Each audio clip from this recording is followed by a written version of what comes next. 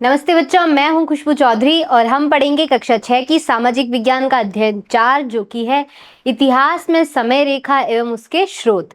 आज के भाग 3 के अंदर हम जानेंगे कि इतिहास का पता किन स्रोतों के आधार पर लगाया जाता है, अर्थात किस प्रकार से वैज्ञानिक उन स्रोतों के आधार पर इतिहास का पता लगाते हैं और उनके बारे में लिखते या फिर बताते हैं। तो आइए शुरू करते हैं। तो इतिहास के स्रोत क्या होते हैं? कोई भी ऐसी चीज, अब वो चीजें कई प्रकार की हो सकती है, जैसे मानव के द्वारा कई सारे अवशेष छोड़े जाते हैं, जैसे कि कोई भी बर्तन हो गया जिसमें मटका या फिर कोई मनके, सिक्के आदि जो मानव के द्वारा पीछे छोड़े जाते हैं, तो ये सभी क्या है, इतिहास के स्रोत कहलाते हैं। तो कोई स्थान, व्यक्ति, लेख अथवा वस्तु जिसके माध्यम से हम अपने अतीत की किसी भी घटना या फिर कालखंड से संबंधित जानकारी एकत्र करते हैं। जैसा कि इस चित्र के अंदर आप देख रहे हैं, ये क्या है, पुराने सिक्के। अब इन सिक्कों पर, कुछ सिक्कों पर जानवर के चित्र बनाए हुए होते हैं, कुछ के ऊपर क्या होता है, किसी राजा का चित्र बनाया हुआ होता है। तो इसी प्रकार से सिक्के जो होते हैं ये भी इतिहास का पता लगाने के लिए एक मुख्य स्रोत है। कई सिक्कों पर कुछ भाषा का भी प्रयोग किया गया है जो कि पहले उपयोग में ली जाती होगी। तो भाषा के जो विशेषज्ञ होते हैं वो इन सिक्कों के माध्यम से पता लगाते हैं कि ये सिक्के कितने पुराने हैं और उस समय पर क्या इतिहास रहा होगा। और कौन से स्रोत है, जैसे कि किताबें, पुस्तकें। लेखन का आरंभ कब हुआ था?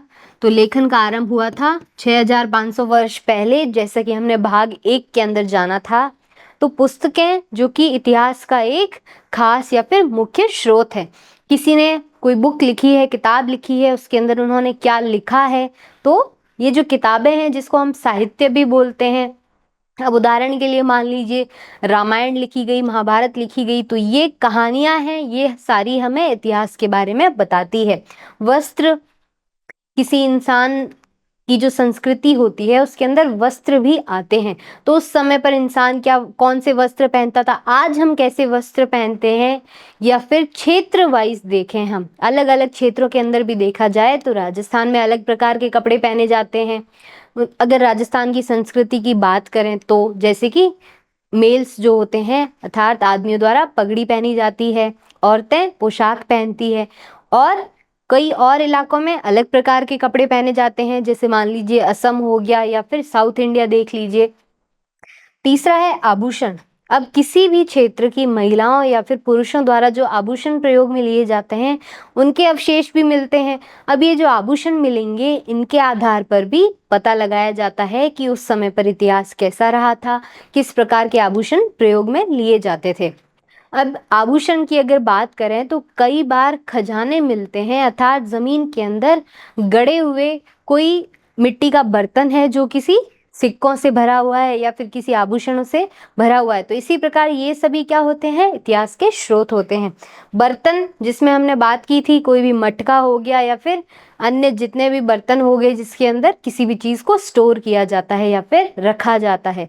तो ये सारे इतिहास के स्रोत हमें मानव का इतिहास क्या था, कैसे मानव ने शुरुआत करी, या कैसे किस किस समय पर कौन कौन सी चीजों का प्रयोग किया जाता था, ये सभी हमें इतिहास के बारे में बताते हैं। तो अगर बात करें वंशावली की, आपका इतिहास क्या है, तो वंशावली से क्या मतलब है हमारा, आप किसका वंश है, आपके माता पिता का। आपके माता पिता किसके वंश है, आपके दादा दादी के। तो इसी प्रकार से वंश, जैसे कि इस चित्र के अंदर हम उदाहरण के रूप में देख सकते हैं, आपके दादा दादी से आपका वंश शुरू हुआ। फिर ये कौन है, आपके माता पिता, चाचा चाची। आपके माता पिता के 3 बच्चे हैं जिसमें से एक आप हैं, 2 आपके एक भाई या बहन है। फिर आपके चाचा चाची के भी 2 बच्चे हैं। तो इसी प्रकार से आप वंशावली का चार्ट बनाते हैं, या फिर वंशावली क्या होती है इस चार्ट के माध्यम से समझा जा सकता है। अब अगर यहाँ पर हम देखें तो ये एक टेबल है। इस टेबल के अंदर आपको क्या करना है, आपके दादा दादी, उनका नाम क्या था, उनका व्यवसाय क्या था, किस स्थान पर उनका जन्म हुआ था, और आपको ये सूचना किससे प्राप्त हुई। अब अगर आपको दादा दादी के बारे में पता लगाना है तो आप किससे पता लगाएंगे, अपने माता पिता से पता लगाएंगे या फिर उनसे खुद से पता लगाएंगे। और नाना नानी का पता किससे लगाएंगे, या तो नाना नानी स्वयं से पूछिए या फिर आपकी माता जी से पूछिए। तो आपकी माँ या फिर आपके नाना नानी क्या हो गए, सूचना के स्रोत हो गए।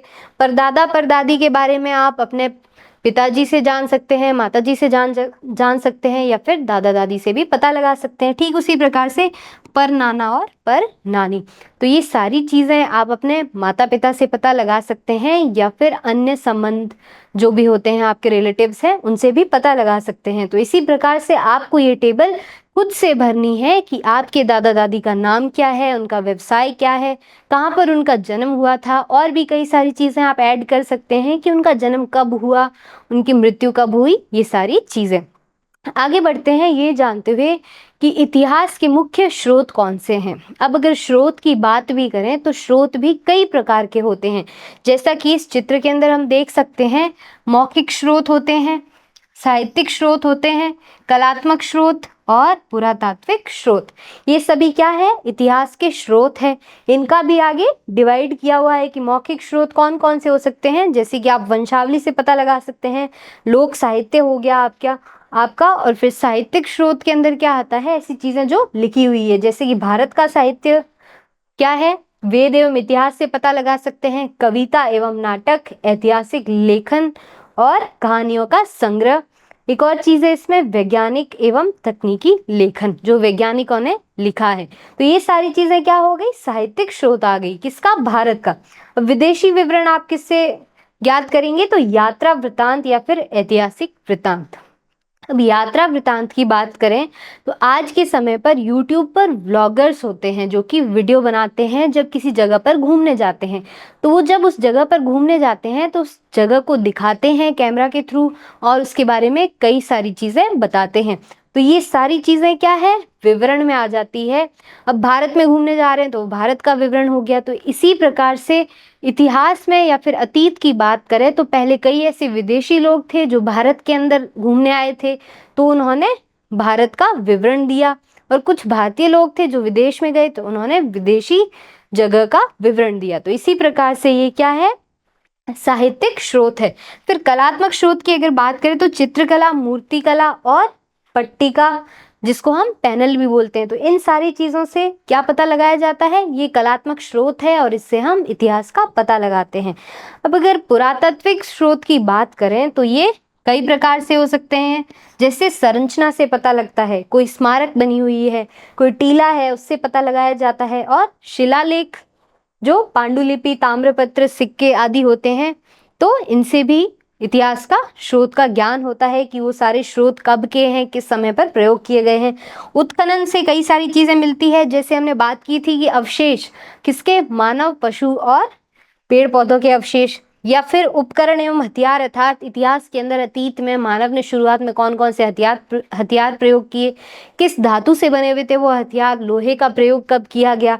तो ये सारी चीजें हमें किससे मिलती है, उत्खनन से मिलती है। मूर्तियां और आभूषण जो कि मुख्य स्रोत है किसी क्षेत्र की संस्कृति का, और मृदभांड एवं खिलौने। अब मृदभांड क्या होते हैं, बर्तन होते हैं मिट्टी के। निवास स्थान अर्थात कहाँ पर लोग रहते थे और उनकी लाश को कहाँ पर दफनाया जाता था। इन चीजों से क्या पता लगता है, इतिहास का पता लगता है। तो उत्खनन करके ये सारी चीजें निकाली जाती है, जिसको हम पुरातात्विक स्रोत बोलते हैं। और पुरातात्विक स्रोतों का अध्ययन कौन करता है, पुरातत्व विज्ञानी। तो ये चारों जो है, मौखिक स्रोत, पुरातात्विक स्रोत, कलात्मक स्रोत और साहित्यिक स्रोत, ये इतिहास के अलग अलग प्रकार के स्रोत है, जिससे हम पहले के समय और जितना भी रीसेंट के समय के बारे में या फिर जितना भी पुराना हो उस सारे समय के बारे में हम ज्ञान प्राप्त कर सकते हैं। और इनके लिए अलग अलग वैज्ञानिक होते हैं, जैसे कि अभी मैंने बात की, पुरातत्व विज्ञानी कौन होते हैं, जो अवशेषों का अध्ययन करते हैं, चाहे वो मानव के हो, चाहे जीव जंतु के हो, या फिर पेड़ पौधों के। तो इतिहासकार विभिन्न स्रोतों से सावधानी पूर्वक हमारे अतीत का या इतिहास का अध्ययन करते हैं, उसके बारे में जानकारी एकत्र करते हैं। जैसे कि 15,000 साल पहले कौन राजा था, कौन रानी थी, तो वो हो सकता है हमें साहित्यिक रूप से लिखा हुआ मिले, या फिर कोई मौखिक रूप से बोल दे। एक प्राचीन स्मारक, ये भी इतिहास का स्रोत है। युद्ध या फिर कुछ व्यापारिक वस्तुएं, एक जगह से दूसरी जगह पर सामान लेकर जाना और व्यापार करना, उसको बेचकर और खरीद कर। आगे बढ़ते हैं ये जानते हुए कि इतिहास के ये सारे स्रोत हैं, इनका अध्ययन कौन करता है, कौन इसमें योगदान देता है। तो इतिहासकार ऐसा व्यक्ति जो अतीत का अध्ययन करता है और उसके विषय में लिखता है उसको हम इतिहासकार बोलते हैं। और भी कई सारे हैं, जैसे पुरातत्व विज्ञानी, पुरालेख शास्त्री जो कि प्राचीन अभिलेख पढ़ते हैं, मानव विज्ञानी जो मानव का समाज और संस्कृति के बारे में अध्ययन करते हैं, साहित्य एवं भाषा के विशेषज्ञ। तो ये सारे विशेषज्ञ क्या करते हैं, हमारे इतिहास को जानने में, उसका अध्ययन करने में हमारी सहायता करते हैं या फिर हमें ज्ञान प्राप्त करवाते हैं। वैज्ञानिक अध्ययन क्या होता है कि प्राचीन जलवायु कैसी थी। अब हमने बात की थी पृथ्वी पर एक समय पर हिमयुग था, अर्थात पृथ्वी पर बर्फ ही बर्फ थी। तो ये सारी चीजें क्या होती है, वैज्ञानिक अध्ययन के अंदर आती है। उत्खनित सामग्री का रासायनिक अध्ययन, रासायनिक अध्ययन क्या होता है, कार्बन डेटिंग, जो मैंने बताया था आपको, कार्बन 14 जिसको हम C14 भी बोलते हैं। तो ये सारी क्या है, रासायनिक पद्धति है जिसको हम वैज्ञानिक अध्ययन बोलते हैं। और आखिरी में क्या है, प्राचीन मानव की आनुवांशिकी के अध्ययन। आनुवांशिकी क्या होती है कि वंशज या फिर मानव का विकास किससे हुआ, जैसे आदि मानव से हम होमोसेपियंस बने। तो ये सारी चीजें वैज्ञानिक अध्ययन कहलाती है। और इतिहास के अंदर वैज्ञानिक अध्ययन करना भी बहुत ही महत्वपूर्ण होता है। जैसे किसी अवशेष की आयु का कैसे पता लगाएंगे हम, तो सटीक हमें आयु की गणना मिल सकती है, वो मिलती है कार्बन डेटिंग से। अब आनुवांशिकी की बात करें तो जीव विज्ञान की शाखा है, अर्थात बायोलॉजी। जीव विज्ञान क्या होती है, बायोलॉजी। अब ये जो जीव विज्ञान की शाखा है ये क्या अध्ययन करती है कि किस प्रकार पौधे, जानवर और मनुष्यों की कुछ विशेषताएं एवं गुण एक पीढ़ी से दूसरी पीढ़ी तक पहुंचते हैं। उदाहरण के लिए अगर आपको किसी ने बोला हो कि आपकी शक्ल तो आपके पापा से मिलती है, तो ये सब क्या है, ये गुण है जो आपके माता पिता से आपको मिले हैं। हो सकता है आपके दादा दादी से आपके माता पिता को वो गुण मिले हो, फिर आपके अंदर आए हो। तो ये वंश बाय वंश ये सारे गुण ट्रांसफर होते रहते हैं या फिर एक जने से दूसरे जने को प्राप्त होते रहते हैं। तो इसको क्या बोला जाता है, आनुवांशिकी बोला जाता है। अब अगर आधुनिक इतिहास की बात करें तो आधुनिक इतिहास क्या होगा, आज से लगभग 2 या 3 शताब्दी पहले से लेकर अब तक का समय आधुनिक इतिहास कहलाता है। जैसे कि 19वीं शताब्दी, 20वीं शताब्दी और अभी 21वीं शताब्दी चल रही है। तो ये हमारा आधुनिक इतिहास कहलाता है। और इसका पता हम किससे लगा सकते हैं, तो इसका मुख्य स्रोत है समाचार पत्र। तो समाचार पत्र क्या है, एक महत्वपूर्ण स्रोत है पिछली 2-3 शताब्दियों के बारे में जानने के लिए। अगला है पिछले कुछ दशक का इतिहास हम कैसे जानेंगे, वो जानेंगे हम इंटरनेट के माध्यम से, टीवी के माध्यम से, कि हाल ही में 2-3 दशक में क्या क्या चीजें हुई है। दशक क्या होता है, 10 वर्ष का समय दशक कहलाता है। जैसे कि 2015 से लेकर 2025 तक, लिख देती हूँ मैं, 2015 से लेकर 2025 तक ये क्या है, एक दशक है, 10 वर्ष का समय है। तो अब हम क्या जानेंगे कि ये जो स्रोत है इतिहास के, जैसे कि यहाँ पर ये सिक्का है, ये चित्रकला है, चित्रकला नहीं सॉरी मूर्तियां हैं कुछ बनाई गई। तो इन सारी चीजों से क्या पता लगाते हैं, हम इतिहास का पता लगाते हैं। तो एक सिक्का आपको कई सारी चीजें इतिहास के बारे में बता सकता है। जैसे कि मैंने आपको बताया था, इस पर हो सकता है किसी राजा का चित्र बनाया गया हो या फिर किसी भगवान का या कोई भाषा से कुछ लिखा हुआ हो। तो ये सारी चीजें हमें इतिहास का पता लगाने में सहायता करती है। तो बच्चों, हमने इस पाठ के अंदर क्या जाना कि इतिहास का पता किन किन स्रोतों के द्वारा पता लगाया जा सकता है। उन स्रोतों के अंदर हमने कई प्रकार के स्रोत पढ़े और हमने जाना उन स्रोतों का अध्ययन करता कौन है। जैसे इतिहासकार हो गया जो इतिहास के बारे में लिखता है, अध्ययन करता है, पुरातत्व विज्ञानी हो गए, और इसी प्रकार से कई प्रकार के वैज्ञानिक है जो हमारे इतिहास का अध्ययन करते हैं। तो अब हम करेंगे कुछ महत्वपूर्ण प्रश्न उत्तर, जिसमें सबसे पहला प्रश्न है, निम्न में से कौन मानव समाज एवं संस्कृति का अध्ययन करते हैं। विकल्प 1 है भूविज्ञानी, दूसरा जीवाश्म विज्ञानी, तीसरा है भूगर्भ शास्त्री और चौथा है मानव विज्ञानी। तो यहाँ आप देख ही सकते हैं जो लिखा हुआ है मानव समाज एवं संस्कृति, अर्थात ये मानव के बारे में है। तो मानव के बारे में कौन अध्ययन करता है, मानव विज्ञानी। इसका सही उत्तर है विकल्प द।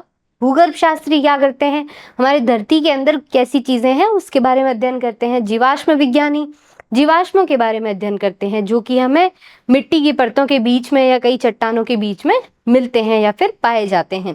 तो इसी प्रकार से मानव विज्ञानी मानव की संस्कृति और समाज का अध्ययन करते हैं कि पहले के समय में मानव किस प्रकार से रहते थे, या फिर उनकी संस्कृति क्या थी, कैसे कपड़े पहनते थे, कैसे आभूषण पहने जाते थे, खाने पीने के लिए क्या करते थे। तो ये सारी चीजें क्या कहलाती है, मानव विज्ञान कहलाती है और ये मानव विज्ञानी द्वारा पढ़ी जाती है। दूसरा प्रश्न है, निम्नलिखित में से कौन अतीत का अध्ययन एवं उसके विषय में लिखता है।